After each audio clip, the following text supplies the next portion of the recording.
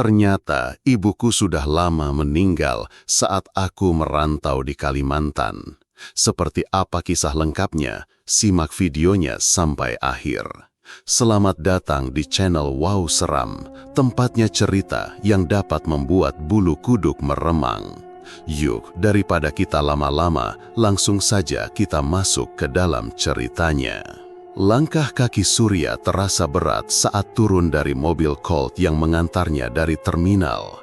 Tas ransel besar tergantung di punggung, penuh pakaian, oleh-oleh dan sisa-sisa hidupnya selama merantau di Kalimantan. Sudah 10 tahun ia tidak pulang ke Dusun Karangjati, kampung kelahirannya yang berada di pinggiran Kabupaten Trenggalek. "Sini mas, lewat gang situ lebih cepat ke rumah Bu Agini," kata sopir Colt sambil menunjuk jalan setapak yang dipenuhi ilalang. Surya mengangguk, mengucap terima kasih, lalu berjalan masuk ke gang kecil yang dulu sering ia lewati waktu kecil. Sepi.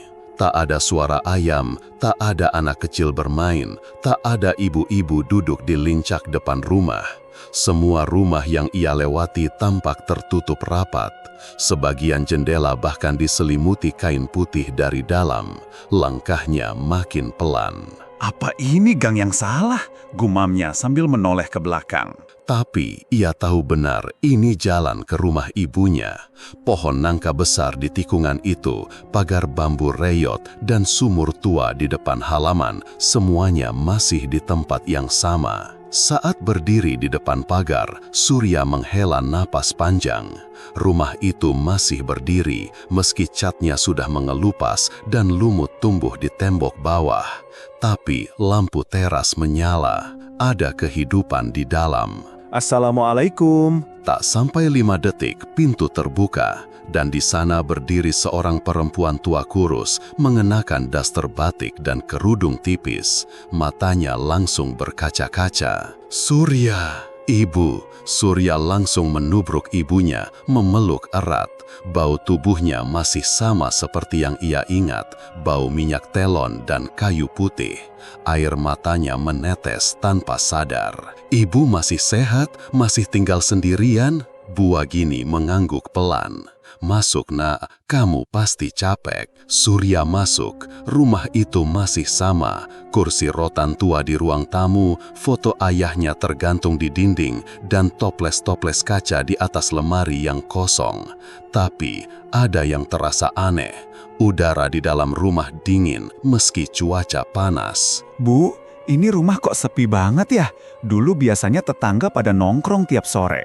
Ibunya hanya senyum tipis. Sekarang orang-orang banyak yang kerja ke kota, jarang ada yang nongkrong kayak dulu. Surya duduk di kursi rotan, ibunya ke dapur, lalu kembali membawa teh panas dan pisang goreng. "Masih suka teh tubruk kan?" Tanya Bu Agini sambil tersenyum. "Masih dong," jawab Surya sambil menyeruput perlahan. Namun, ketika ia hendak memakan pisang goreng, terdengar suara anak kecil berlari dari depan rumah. Lalu suara teriakan, "Itu rumah orang mati!" Surya berdiri spontan.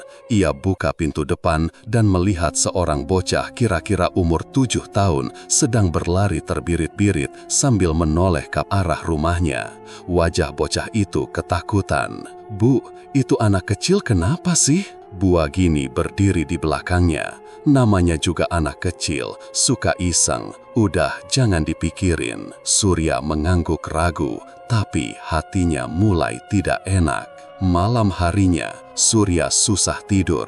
Ia berbaring di kamar lamanya yang masih penuh dengan barang-barang masa kecilnya. Poster sepak bola tahun 2000-an, lemari kayu, dan rak buku pelajaran SD. Jendelanya terbuka sedikit dan suara jangkrik terdengar jelas dari luar. Sekitar jam 11 malam, ia mendengar suara langkah kaki dari ruang tengah. Pelan, lalu berhenti. Kemudian terdengar suara ibunya seperti sedang berbicara sendiri. "Dia udah pulang. Iya, udah pulang. Jangan ganggu." Surya bangkit pelan, membuka pintu kamar dan mengintip dari celah. Ia melihat Bu Agini duduk di kursi rotan menghadap ke foto suaminya, berbicara sambil menunduk. Tapi yang membuat bulu kuduknya berdiri adalah di ruang itu tidak ada siapa-siapa selain ibunya. Dan ibunya tidak sadar sedang diawasi. Keesokan paginya, Surya berniat ke warung untuk beli rokok dan cemilan. Saat melewati beberapa rumah, ia mencoba menyapa tetangga. "Bu Sri, ini saya, Surya, anak Bu Agini." Namun Bu Sri buru-buru masuk ke dalam dan menutup pintu. Wajahnya ketakutan. Ia melanjutkan ke warung kecil di ujung dusun. Di sana ada seorang bapak tua yang sedang duduk sambil ngopi. "Permisi Pak, saya beli rokok," ujar Surya. Bapak itu menatapnya lama. "Kamu, Surya?" "Iya Pak, baru pulang dari Kalimantan." Bapak itu tak menjawab.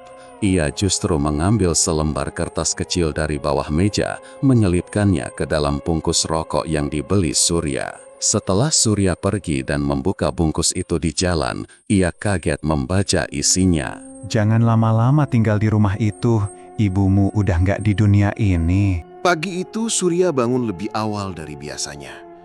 Aroma gudeg hangat dan tempe bacem sudah tercium sampai ke dalam kamar. Ia keluar dengan rambut masih awut-awutan dan mendapati Bu Agini sedang duduk di dapur, menyendok nasi ke piring. Masak segini banyak buat siapa, Bu? Tanya Surya sambil menguap. "Buat kamu, Nah. Ibu tahu kamu suka gudeg kalau pagi." Jawab Bu Agini dengan senyum tipis. "Makan dulu, nanti keburu dingin." Surya duduk, mengambil sendok dan mulai makan. Rasanya masih sama seperti dulu. Bahkan bumbunya terasa persis seperti buatan ibunya 10 tahun lalu. Lidahnya langsung terlempar ke masa kecil saat dia makan di tikar depan TV kecil nonton kartun pagi Minggu. Ibu masak sendiri. Tanya Surya sambil mengunyah. "Ya iyalah, masa beli? Di rumah ini kan cuma ada ibu." Surya manggut-manggut. Tapi saat melihat dapur lebih teliti, ada yang janggal. Tidak ada bahan-bahan segar di sana. Tidak terlihat kantong belanja, tidak ada sayur mentah, bahkan tempat sampah pun bersih seperti belum dipakai. Bu, kemarin ibu belanja di mana? Bu Agini diam sejenak. Lalu jawabnya singkat, "Diantar tetangga." Siapa? "Ibu-ibu komplek belakang. Kamu gak kenal?" Jawaban itu bikin Surya makin curiga.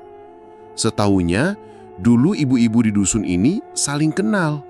Kalau ada yang ke pasar, pasti rame-rame. Tidak pernah sendirian. Tapi ia menahan pertanyaannya. Tidak mau langsung menuduh. Selesai makan, ia membantu mencuci piring lalu duduk di kursi rotan sambil menyalakan rokok. Di luar, matahari mulai naik, tapi suasana dusun tetap sepi. "Bu," kata Surya setelah menghembuskan asap rokok, "gimana kabar Pak Sastro, Pak Joyo, Bu Nur yang depan rumah? Kok aku ngerasa dusun ini sekarang kayak nggak ada orang?" "Ibu nggak tahu?" "Kok nggak tahu? Ibu kan biasanya ngobrol sama mereka tiap sore." "Ibu udah lama nggak keluar rumah." "Loh, kenapa Bu?" Surya menoleh cepat. "Nggak enak badan, sering pusing, malas kemana-mana." Surya berdiri. "Gini aja Bu, besok pagi aku temenin ke pasar.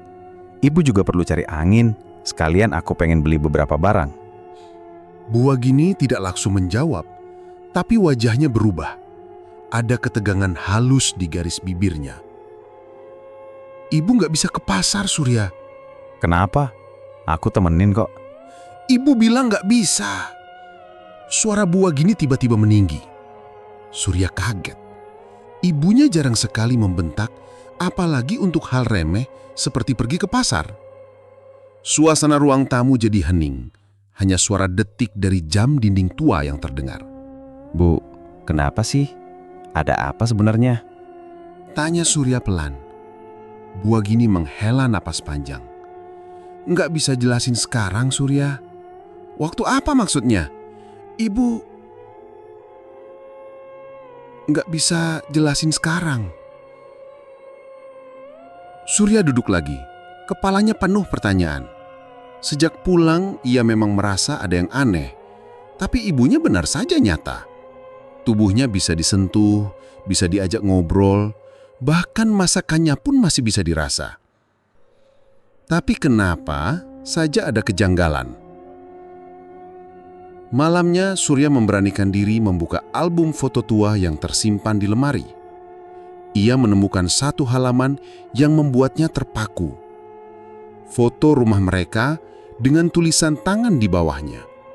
Tahlilan 7 hari Buagini, Januari 2017. Tangannya gemetar. Ia membawa album itu ke ruang tengah dan menunjukkan ke ibunya yang sedang duduk merajut benang. Ibu, lihat ini, maksudnya apa? Tanya Surya tajam. Buagini menoleh pelan, matanya datar. Itu dulu salah cetak. Jangan dipercaya semua tulisan orang, Surya. Salah cetak. Tapi ini tulisan tangan, Bu. Pakai pulpen merah. Ibu bilang jangan dipikirin. Suara ibunya lagi-lagi meninggi, tapi kali ini lebih tajam, dingin, dan ada tekanan aneh yang membuat Surya mengurungkan niat bertanya lebih lanjut. Paginya Surya pura-pura keluar rumah untuk membeli rokok. Tapi niat sebenarnya adalah mengintip ke tetangga depan yang dulu kenal dekat, yaitu Bu Nur. Rumah itu tampak kosong, tapi jendela sedikit terbuka. Ia berusaha mengintip dan mengetuk pagar. Bu Nur, ini saya, Surya, anaknya Buagini. Tidak ada jawaban. Tapi sesaat kemudian, gorden jendela bergerak sedikit. Dan di baliknya terlihat mata Bu Nur mengintip. Wajahnya pucat, tapi ia langsung menutup jendela rapat dan menarik gorden. Surya makin yakin, ada yang sedang disembunyikan di dusun ini. Dan ibunya pasti terlibat di dalamnya. Saat kembali ke rumah, ia mendapati pintu dalam keadaan tidak terkunci. Tapi suara dari dapur membuat langkahnya terhenti. Iya, dia udah mulai curiga. Tapi belum waktunya. Aku masih pengen bareng dia. Sebentar lagi aja. Itu suara ibunya, tapi siapa yang sedang diajak bicara? Surya mendekat pelan, mengendap, dan mengintip dari balik dinding. Buagini duduk sendirian, tapi mulutnya terus bergerak, seperti sedang ngobrol dengan seseorang yang tak terlihat. Pagi itu, Surya duduk di kursi rotan sambil menatap kosong keluar jendela. Kopi di tangannya sudah dingin, tapi belum tersentuh sedikit pun. Matanya bengkak karena semalaman tidak tidur. Suara ibunya yang seperti ngobrol sendiri kemarin malam masih terngiang-ngiang di kepala. Ia tidak mau langsung menuduh, tapi semua hal aneh yang ia alami sejak pulang membuat pikirannya tidak tenang. Anak kecil yang ketakutan, warga yang menghindar, dan jawaban-jawaban ibunya yang makin hari makin tak masuk akal. Ia berdiri, mengenakan sandal, lalu pamit ke ibunya yang sedang duduk merajut. Bu, aku ke warung dulu, beli rokok sama kopi. Katanya singkat. Cepet pulangnya ya. Jawab Buagini tanpa menoleh sedikit pun. Surya mengangguk dan berjalan menyusuri gang kecil menuju warung yang ada di ujung dusun. Ia berharap bisa bertemu warga lain, ngobrol, atau sekedar mencari jawaban. Tapi lagi-lagi, semua rumah yang ia lewati tertutup rapat. Tak ada anak-anak bermain, tak ada orang menjemur pakaian, bahkan suara ayam pun tidak terdengar.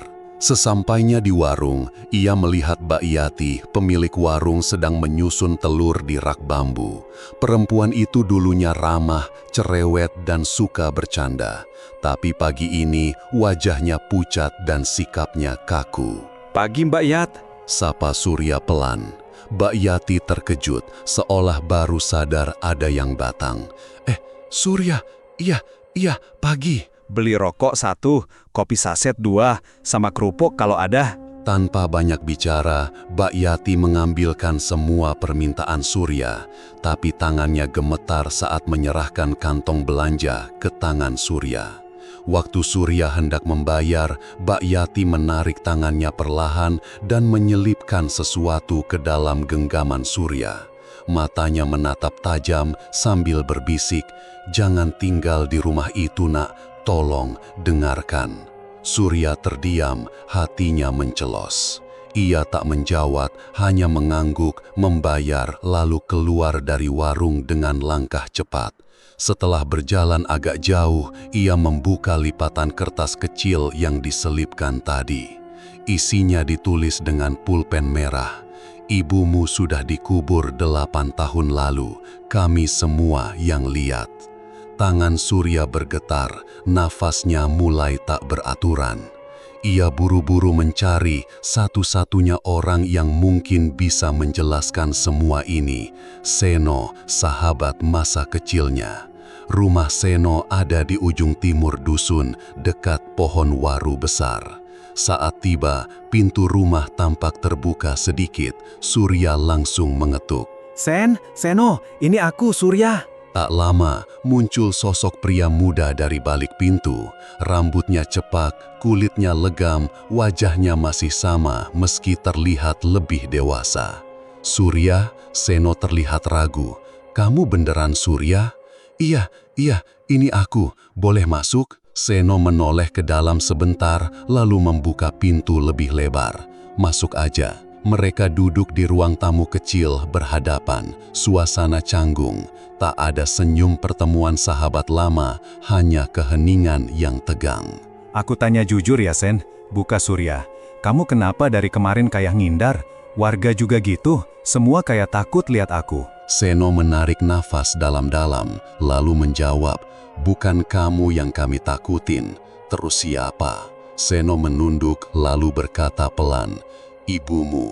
"Loh, maksudnya?" "Kami semua lihat, Sur. Ibumu dimakamkan di pemakaman dusun 8 tahun lalu, pas kamu nggak bisa pulang waktu itu. Ayahmu dulu udah meninggal, ibumu sendirian, sakit keras, terus meninggal di rumah." Surya membeku, lanjut Seno. "Warga gotong royong urus jenazahnya. Aku ikut gali kuburannya. Bahkan Mbak Yati bantu bungkus jenazah. Bahkan Mbah Rekso yang mimpin doanya." "Berarti," suara Surya tercekak. "Aku juga bingung, Sur. Waktu kamu bilang pulang dan tinggal di rumah Bua gini, kami semua kaget. Tapi nggak ada yang berani ngomong. Maksud kamu, aku tinggal bareng hantu?" Seno mengangguk pelan. "Tiap malam, warga lihat rumahmu nyala lampunya, tapi nggak ada yang berani dekat. Pernah ada anak kecil masuk main layangan, katanya dengar suara ibu-ibu nyanyi, padahal rumah kosong." Surya berdiri, kepalanya berat, matanya merah. "Kenapa nggak ada yang kasih tahu aku dari awal? Kami takut ganggu arwahnya. Ada yang pernah coba ngusir kamu dari situ, malah sakit mendadak." Surya mengepalkan tangan. "Aku harus cari Mbah Rekso, sekarang juga." Seno buru-buru berdiri. "Jangan sekarang, Sur. Tunggu malam. Mbah Rekso biasanya keluar pas maghrib." Surya menatap Seno lama. "Oke, tapi satu hal, Sen. Kalau ini beneran, berarti selama 3 hari ini aku tidur bareng jenazah." Seno tak menjawab, hanya diam, dan itu lebih mengerikan daripada penjelasan apapun.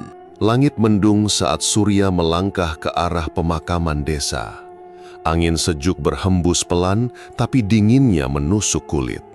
Sejak semalam, kepalanya penuh pertanyaan. Mulut Seno memang berkata jujur, tapi hatinya masih belum mau percaya sepenuhnya. Ia butuh bukti nyata.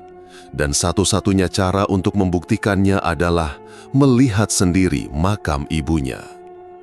Pemakaman Dusun Karangjati terletak di atas bukit kecil di sebelah barat desa. Jalan setapak menuju ke sana dipenuhi semak dan bebatuan. Tapi Surya hafal betul jalur itu. Ia pernah sering ke sana saat kecil menabur bunga ke makam ayahnya setiap hari Jumat. Setelah 15 menit berjalan, ia sampai di pintu pagar bambu tua yang memisahkan dusun dari area makam. Tak ada orang di sana. Hanya deretan nisan tua berlumut, pohon Kamboja yang menjuntai, dan suara serangga dari dalam rimbunan semak. Surya berjalan pelan.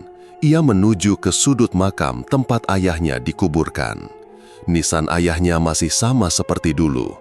Tulisan Sutrisno bin Wardo, wafat 2003, masih terbaca jelas meski agak pudar. Namun, di samping nisan itu, ada satu batu nisan baru. Masih cukup bersih, tapi mulai ditumbuhi lumut di sisi bawahnya. Pelan-pelan Surya mendekat, jantungnya berdegup kencang. Ia membaca tulisan di batu nisan itu. Wagini Dinti Sarmo, lahir 1954, wafat 4 Januari 2017. Tubuhnya lemas, napasnya tercekat. Rasanya seperti ditabrak kenyataan yang selama ini ia tolak mentah-mentah. "Ibu, beneran udah meninggal?" Suara gemetar itu keluar sendiri dari mulutnya. Tapi belum sempat ia berpikir lebih jauh, terdengar suara dari belakang. "Kamu Surya ya?" Surya menoleh. Seorang pria tua dengan topi caping dan tongkat kayu berdiri di dekat pohon Kamboja. Wajahnya penuh keriput, tapi matanya tajam. Ia mengenali pria itu. Pak Giman, penjaga makam yang dulu sering bantu-bantu ayahnya saat kerja bakti. "Iya Pak, saya Surya." Pak Giman berjalan mendekat, tongkatnya menghantam tanah berirama pelan. "Akhirnya kamu pulang juga." "Pak, ini beneran makam ibu saya?" Pak Giman mengangguk pelan. "Iya nak, kami semua yang kubur." Surya menelan ludah, tenggorokannya kering. "Tapi Pak, saya tinggal sama beliau 3 hari ini, masih ngobrol, masih makan bareng." Pak Giman menatapnya lama, lalu duduk di batu dekat nisan. "Kami juga dulu nggak percaya nak, tapi semua warga tahu. Ibumu meninggal 8 tahun lalu, sakit keras. Sejak ayahmu meninggal, beliau makin lemah. Kami udah coba hubungi kamu waktu itu, tapi katanya susah dicari." Surya menunduk. Memang, waktu itu ia pindah-pindah tempat kerja di Kalimantan. Tak ada sinyal, tak ada surat yang sampai. "Ibumu sendirian. Pas meninggal, Bu Yati yang nemu duluan. Badannya udah dingin. Kami semua bantuin mandiin, ngafanin, kubur di sini, di samping almarhum suaminya." Surya diam, kakinya gemetar. "Tapi Pak, kenapa? Kenapa sekarang saya tinggal sama sosok yang harusnya udah dikubur?" Pak Giman menghela napas panjang. "Ada hal-hal yang gak bisa dijelaskan pakai logika, Surya. Mungkin ibumu belum tenang, belum ikhlas ninggalin kamu. Jadi, yang tinggal bareng saya itu bukan ibu saya. Bisa jadi arwahnya, bisa jadi bukan, tapi yang jelas itu bukan manusia." Suara angin di antara daun-daun Kamboja makin nyaring. Surya menatap kedua nisan di depannya. Rasa sesak memenuhi dadanya. Ia ingin marah, ingin menangis, tapi tidak tahu ke siapa. Pak Giman berdiri. "Kalau kamu mau bantu ibu kamu, datang ke rumah Mbah Rekso. Dia ngerti soal hal beginian, tapi jangan lama-lama tinggal di rumah itu." Surya menoleh cepat. "Kenapa Pak?" "Semakin lama kamu di sana, semakin kuat ikatanmu sama arwah itu.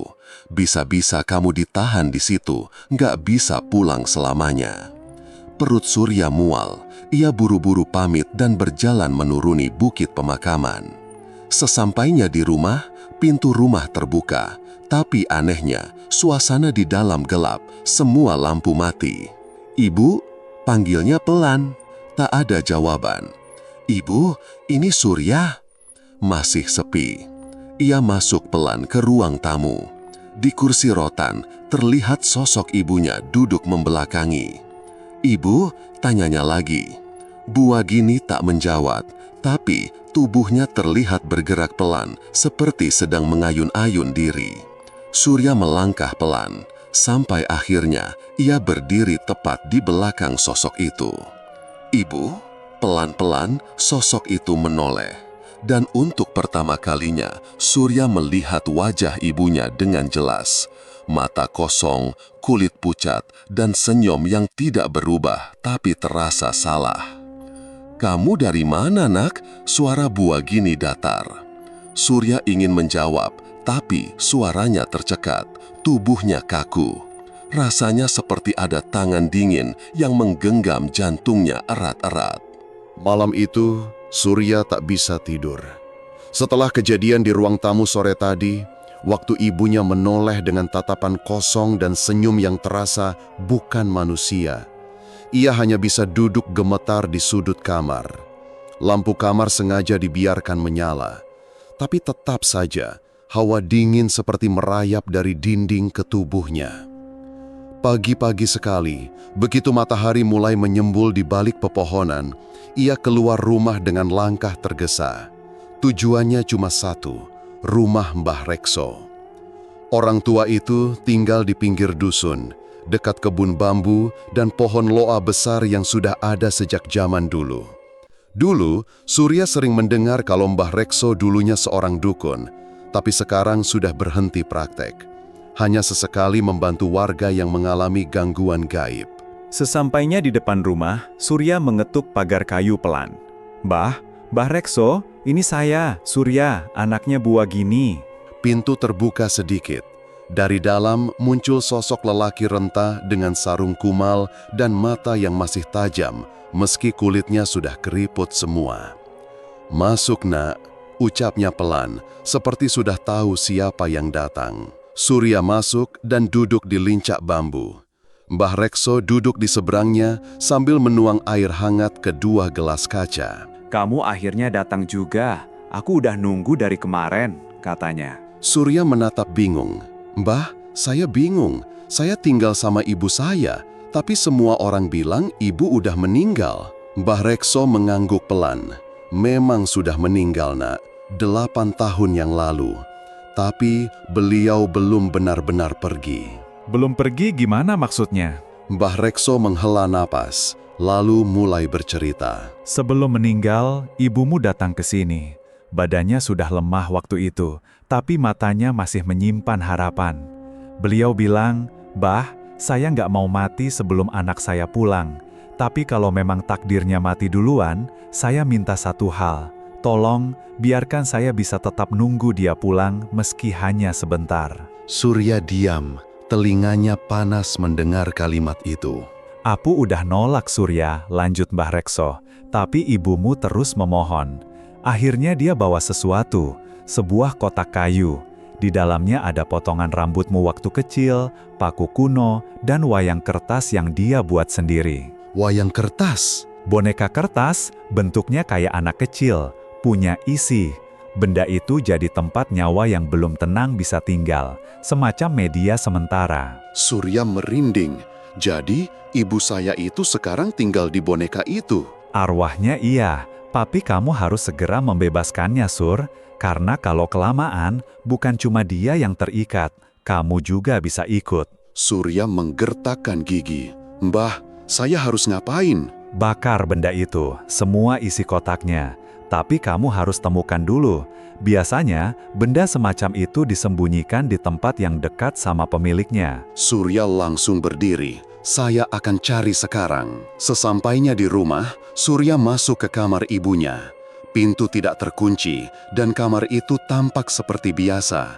Rapi, bersih, bahkan aromanya masih wangi minyak kayu putih. Tapi Surya tahu, pasti ada sesuatu yang disembunyikan. Ia mulai membuka laci lemari, kosong. Ia bongkar bantal, angkat kasur, periksa kolong ranjang, tidak ada. Lalu pandangannya tertuju pada lemari tua di sudut kamar. Lemari itu terkunci, gemboknya sudah berkarat. Ia mencari benda tumpul, lalu memukul gembok itu berkali-kali hingga patah. Dengan hati-hati, ia membuka pintunya. Di dalamnya hanya ada tumpukan kain batik lama.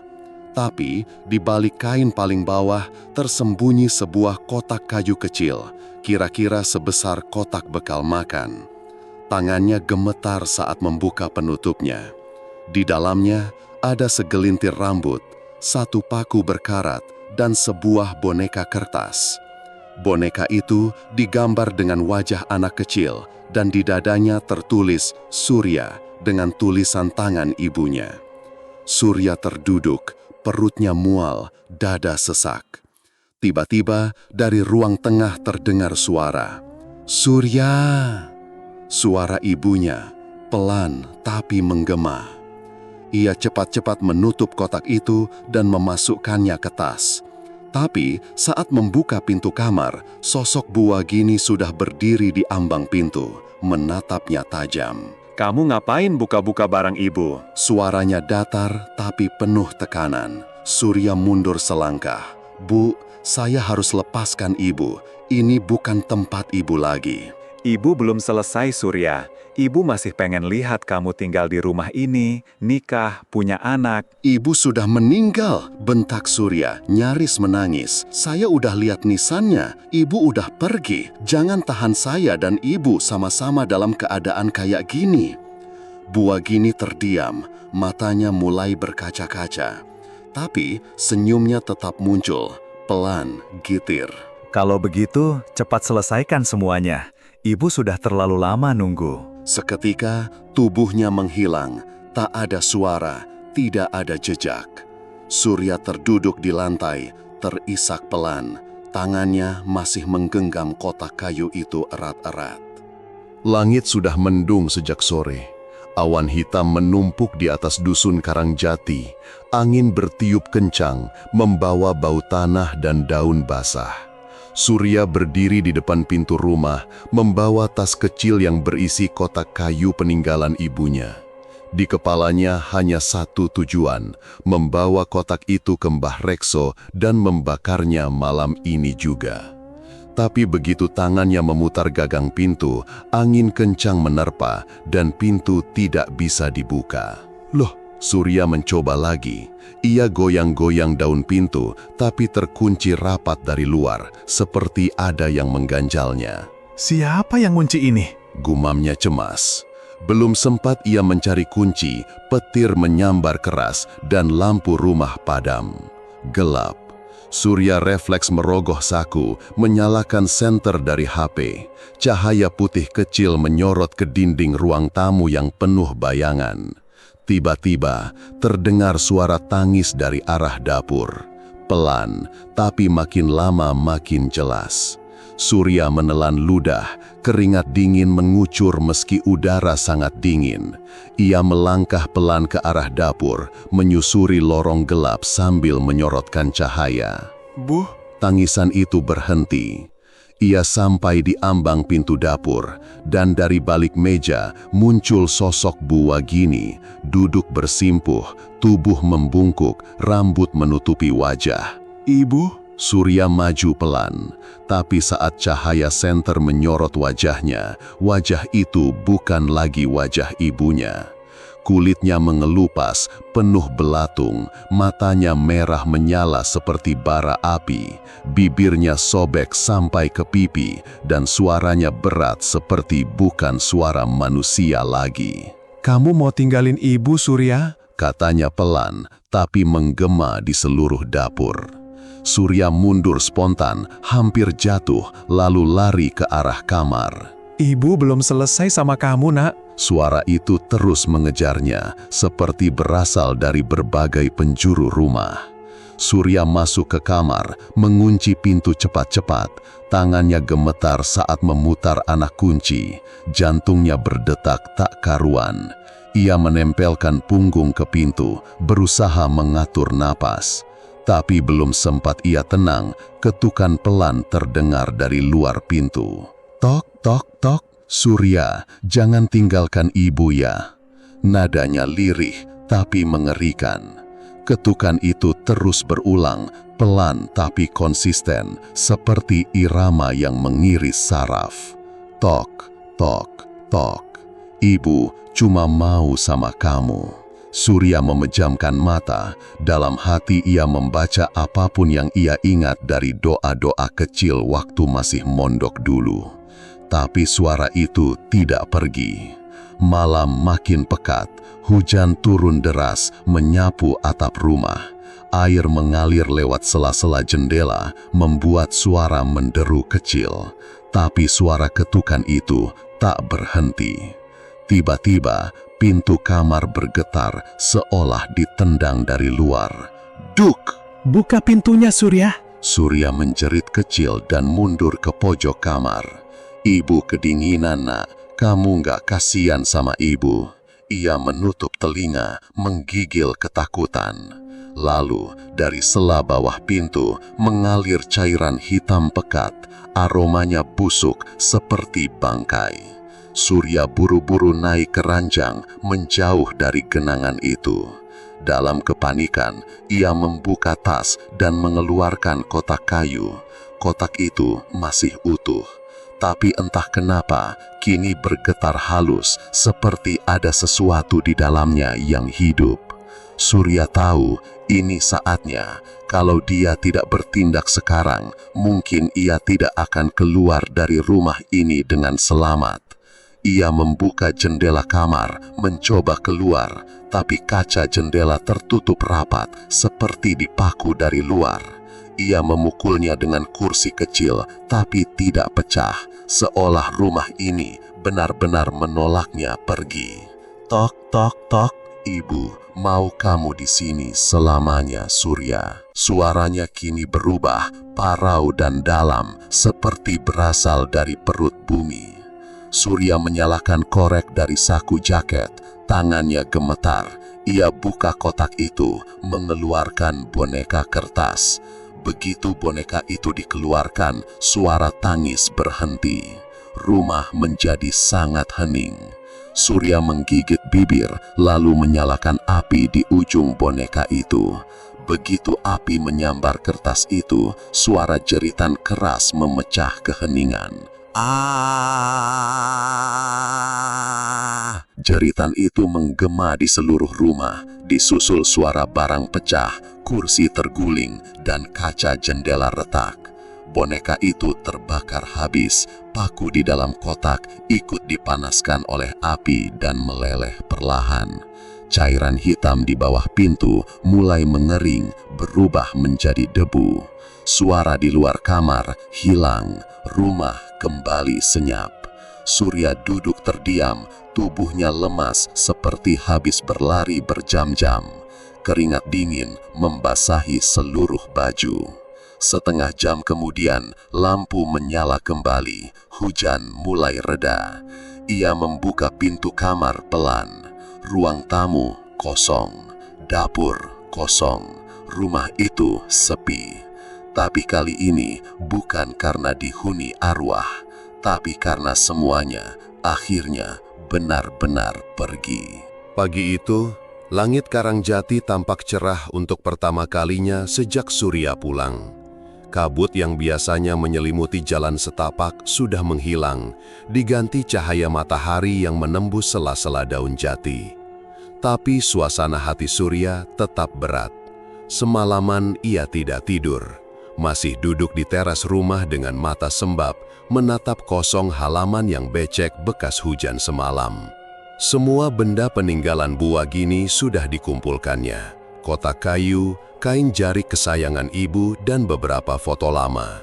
Barang-barang itu diletakkan di atas tikar pandan di tengah ruang tamu. Tepat pukul 9 pagi, suara langkah kaki mulai terdengar dari luar. Mbah Rekso datang berjalan pelan, diiringi beberapa warga dusun, Pak Giman, Bu Yati, dan 2 ibu-ibu tetangga yang dulu sering bantu Buwagini masak tumpeng. Rumah itu yang tadinya terasa mencekam, kini terasa penuh. Tapi bukan dengan ketakutan, melainkan suasana duka yang belum sempat diungkapkan. Mbah Rekso duduk bersila di depan tumpukan barang-barang milik almarhumah. Ia mengangguk pelan ke arah Surya. Kamu siap, Nak? Surya menghela napas dalam. Siap, Mbah. Saya cuma pengen beliau tenang. Mbah Rekso mengeluarkan kain putih panjang dan kemenyan. Beberapa warga membantu menyalakan dupa dan menaburkan bunga melati di sudut ruangan.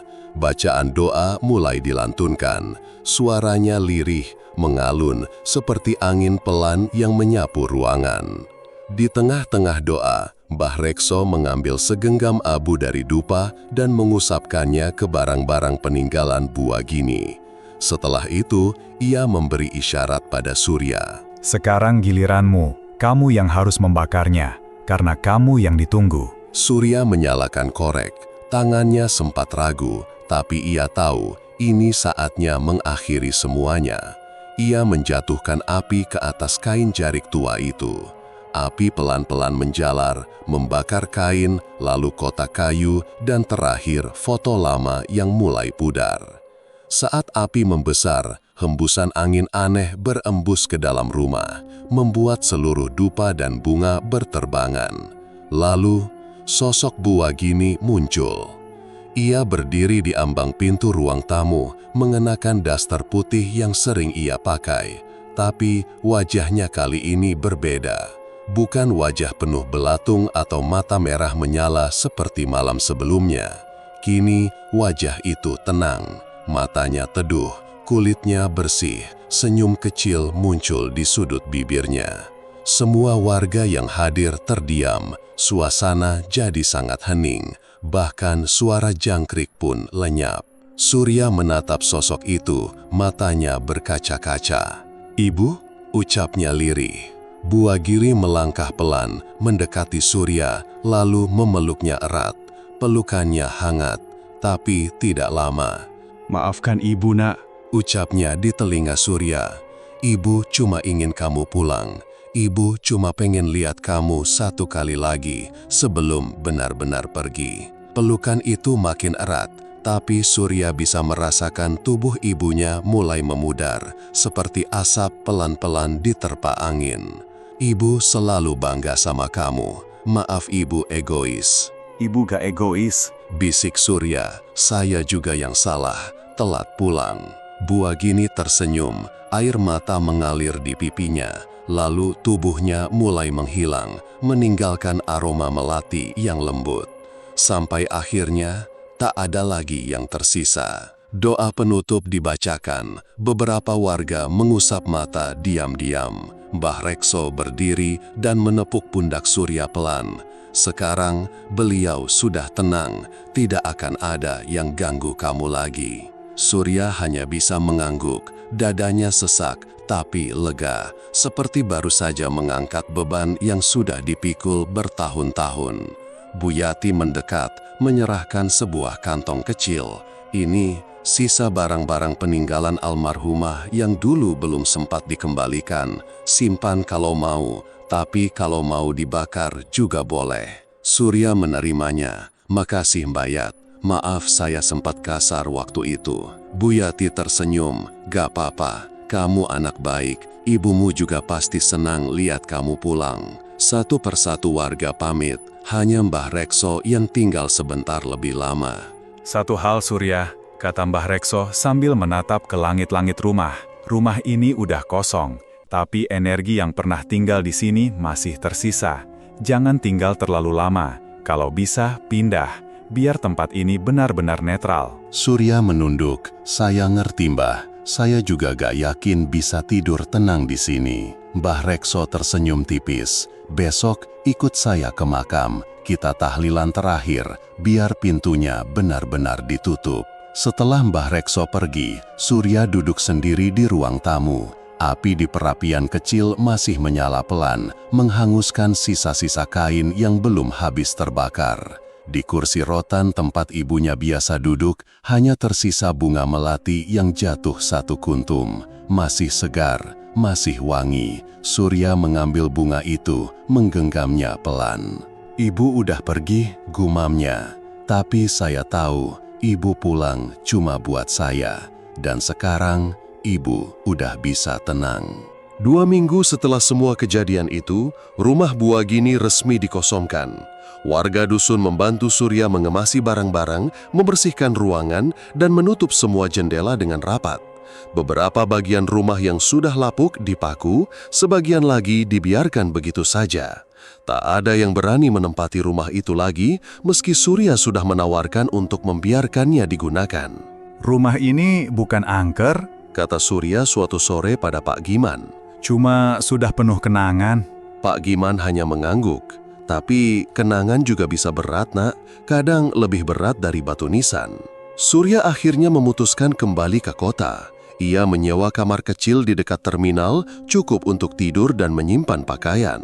Ia tidak punya banyak barang. Hanya satu kardus berisi foto-foto lama, baju peninggalan ibunya, dan sebuah mangkuk keramik yang biasa dipakai untuk menyajikan gudeg kesukaannya. Setiap malam, Surya masih merasa sepi, bukan karena sendirian, tapi karena suara-suara yang dulu biasa ia abaikan, kini benar-benar tak ada. Suara sendok bertemu piring, langkah kaki ibunya di dapur, dan suara panggilan dari ruang tengah. Surya, makan dulu nak. Suara itu sudah tidak ada.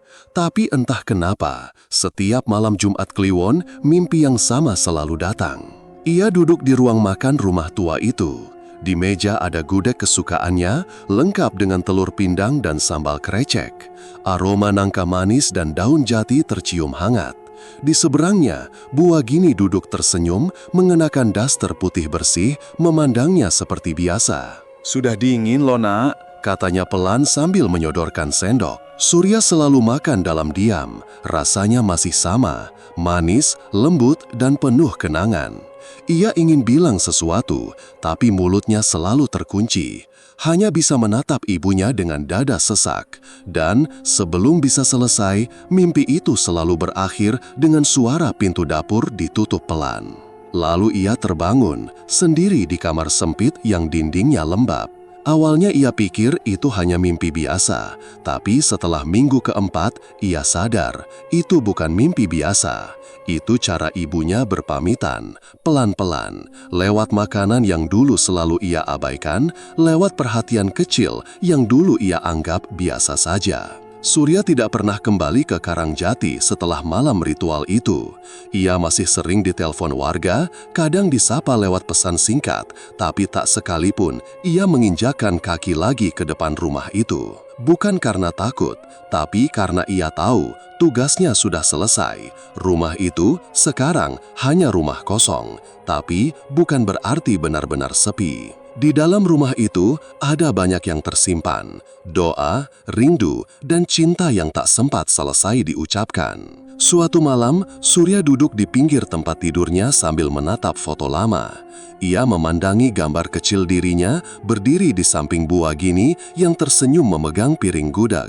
Foto itu diambil tahun 1999 saat Surya baru lulus SMP. Ibu sayang aku, tapi aku baru sadar setelah ibu gak ada. Ia letakkan foto itu di meja kecil, lalu menatap langit-langit kamar.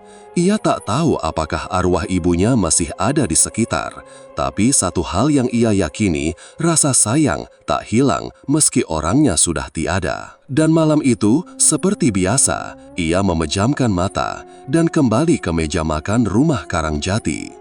Gudeg di depannya masih hangat, ibunya masih duduk di sana, tersenyum sabar. Tapi kali ini berbeda. Ibu cuma pengen kamu baik-baik, nak. Katanya lembut. Jangan terus-terusan nyari ibu di mimpi. Ibu sudah tenang, sekarang giliran kamu. Surya menatap ibunya. Kalau aku kangen gimana, Bu? Bu Agini tersenyum. Masak sendiri gudegnya, biar kamu tahu rasanya. Kangen itu nggak harus didatangin, cukup diingat. Dan mimpi itu perlahan pudar. Surya terbangun dengan air mata mengalir, tapi kali ini bukan karena sedih, tapi karena hatinya terasa lebih ringan. Ia tahu malam itu adalah mimpi terakhir dari ibunya. Ia berdiri, mengambil mangkuk keramik itu, lalu keluar kamar. Di dapur, ia mulai merebus nangka muda yang baru ia beli pagi tadi. Airnya diberi daun jati, lalu dimasukkan telur, santan, dan gula Jawa. Resep yang ia hafal di luar kepala, meski dulu tak pernah mau dengar waktu ibunya cerewet menjelaskan. Malam itu, dapur sempit di kamar kosan itu hangat dengan aroma gudeg. Dan untuk pertama kalinya, sejak pulang dari Karangjati, Surya makan sambil tersenyum. Penutup, Kadang rindu bisa lebih kuat dari kematian, tapi tak semua rindu harus dipenuhi.